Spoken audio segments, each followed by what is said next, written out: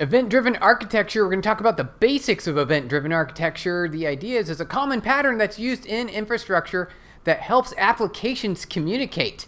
There is another pattern that has also been used in the industry that is a database approach, where devices and other applications will call the database, making queries against the database to check for new information.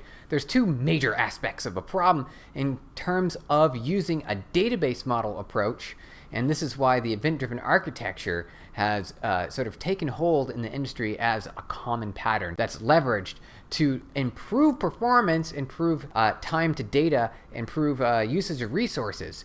This is because a traditional approach of using a database to exchange information between processes and systems, you'll have to constantly check the database to see if anything's changed, and that's typically a problem. You don't want to have to pull a database to wait for updated information. That's wasted resources, right? The other one is a scalability aspect. As you have systems that are growing and expanding and scaling and increasing the number of systems that need to have access to this data, the database model approach tends to fall into a scenario where it runs out of resources and it becomes more costly to scale. Now we have users all over the world doing things on their phones, doing things in web browsers and laptops and devices and wearables. They are interacting with systems, and all this data is streaming. It's all happening right now, and it's live and it's in real time. You don't want to have to wait for it to be indexed in a database and wasting all this compute resources for someone to later have to come along. You want to send that information immediately to the devices that are interested in receiving that information. And you can do this using an event-driven architecture. This is where the brilliance of this model comes into play, because it allows applications to receive events in real time using a broker pattern. Now, of course, this is something that PubNub offers with our ability, and we make it even simpler by being a broker in the middle. We connect not only to servers, we also connect to any kind of wearable, smartphone, in-app, and desktop, web browsers, applications, and even IoT embedded devices. You can now power your entire infrastructure architecture running on an event-driven design that helps not only improve, it makes the user experience so much better, because the user will get all the information that they need in real time as it happens. It's more battery efficient because the users are connecting into a broker like PubNub. Additionally, from a latency perspective, PubNub's broker software is written in C, it's globally distributed, and all of the Amazon's availability zones globally. So your end users are connecting to the closest data center, providing it really time to first byte and their ability to also connect to another data center, say if that connection becomes unavailable. So what is event-driven architecture? This is a design pattern in software engineering that allows devices, any kind of device, containers, applications running on servers, any kind of system to communicate with each other over a broker bus. This design pattern is really efficient because as things happen, events are emitted, and any other party, including applications on a server or in an application on a phone, will be able to receive that event in real time the moment it occurs. This is necessary for excellent user experiences, because this means that not only is the app more efficient, but the user is getting information in a timely fashion. And it is also easier to scale from an architecture perspective, because all the event data that is being streamed into the device appears immediately, rather than the device having to check for changes to see if anything new occurred, which is usually in the very most common scenarios is like 99% of the time, there's no new data or no new information. So you're wasting all this query time, network time, battery time, server resource utilization. This is why the event-driven architecture, for its performance and overall optimization on its ability to exchange information, makes this the desired industry approach. You've probably heard of Kafka. You might have heard of PubNub, which is a message bus that provides event-driven architecture that makes it really easy for you to connect your mobile apps, your web browsers, your React.js, your PHP, your Pythons, your JavaScripts.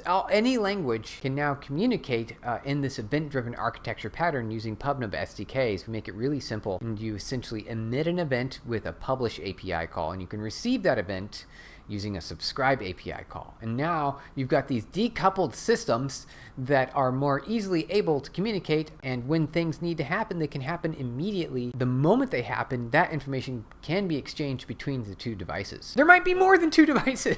There might be 1,000 or 100,000 or 1,000,000 devices, and all those devices might need to receive those events in real time, and that's something that PubNub is able to do. Event-driven architecture has some key characteristics that define that you are in an environment that's using event-driven architecture.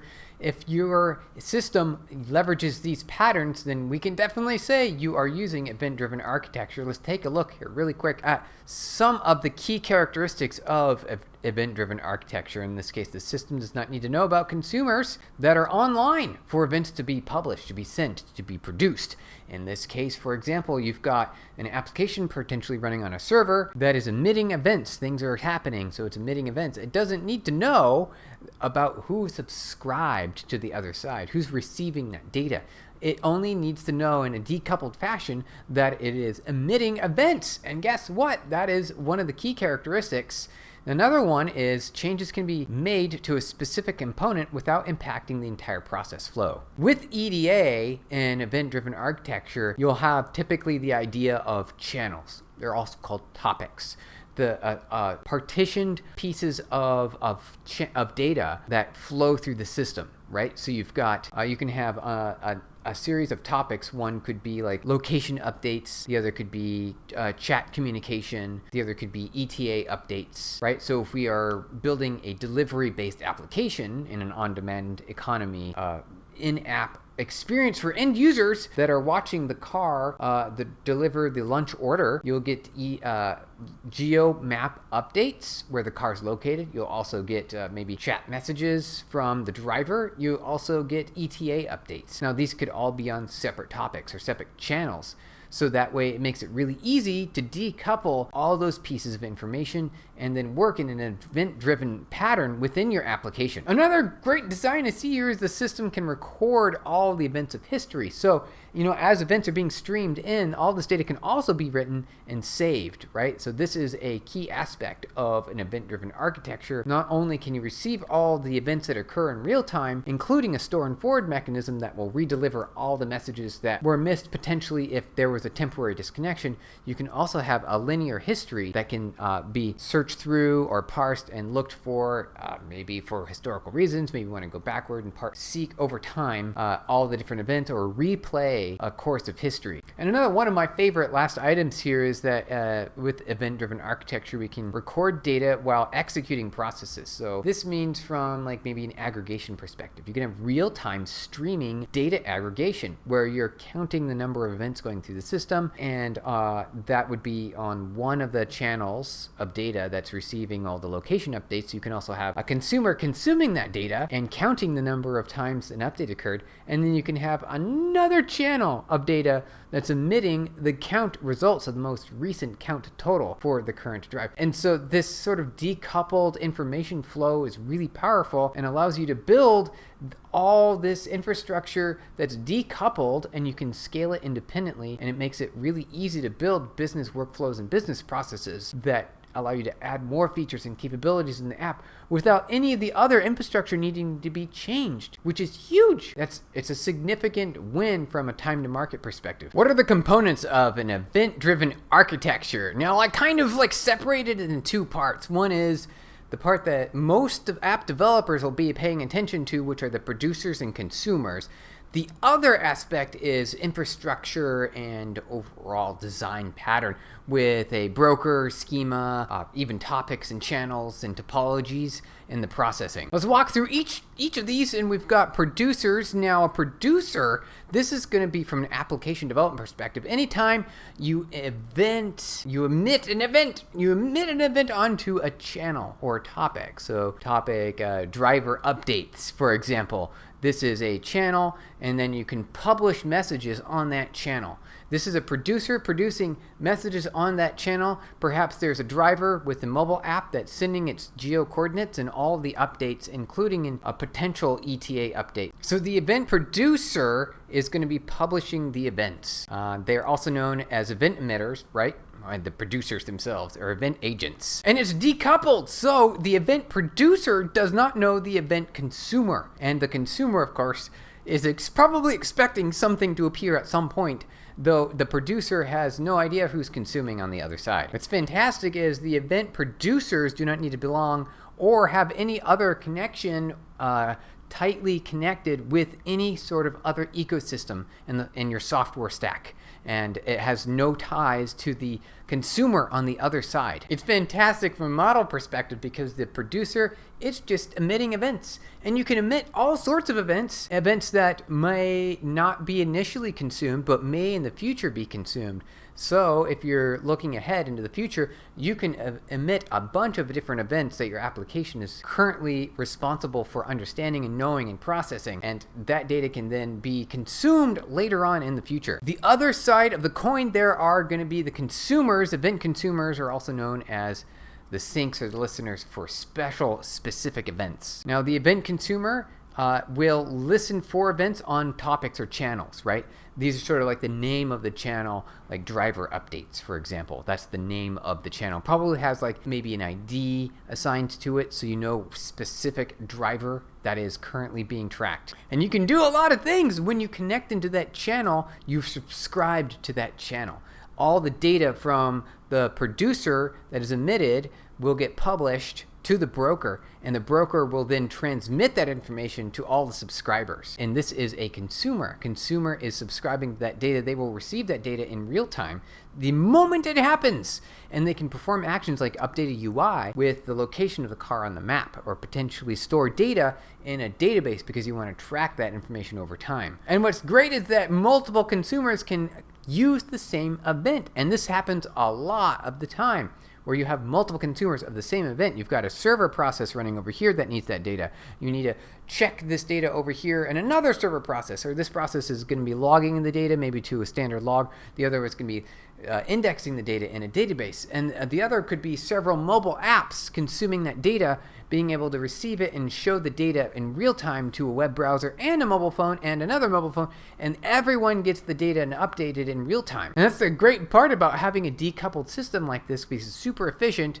Everyone gets the data immediately. No one has to ask for new data. They just wait for data to appear, and as soon as it does, they get that information, and they're able to provide not only the best possible user experience, but it's more efficient and cost effective. Now we're getting into the brokers. Now the broker is going to be the infrastructure, the system in the middle that's responsible for receiving events and durably storing them for a store and forward model to be able to send them to all the consumers.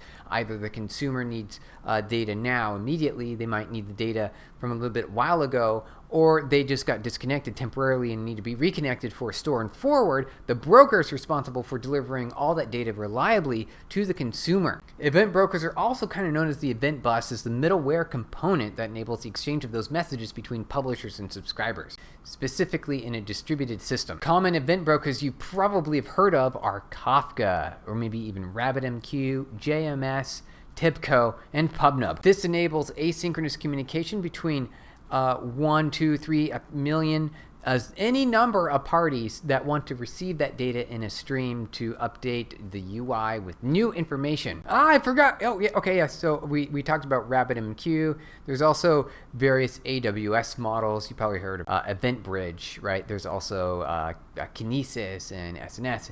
There's just a lot of different. It's so popular that there's so many infrastructure components and capabilities to build a event-driven architecture, right? We want to be able to build that event-driven architecture, and we can do it.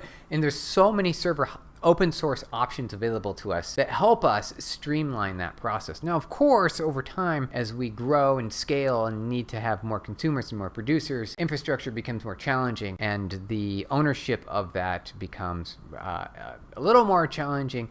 Something that you are often looking for are cloud service providers that offer this. Now, from a PubNub perspective, this is what we do really well. We have 1 billion connected devices and allow you to have unlimited number of channels at no cost to you, unlimited number of connected devices as well. This allows you to connect and produce as many events as you need and consume as many events as you need on either side, with millions of subscribers or just a few subscribers. There are a couple other components here of event-driven architecture, including the schema and processing. These are more decoupled. From a schema perspective, we're just talking about what parameters are available in each event message, right? Sort of an expected parameter that allows either side to know what to expect the kind of data is going to be when they send and receive data between each other. That could be like username and email, first name, lat long position, coordinates. That would be a schema, right? We're talking about the schema in that case.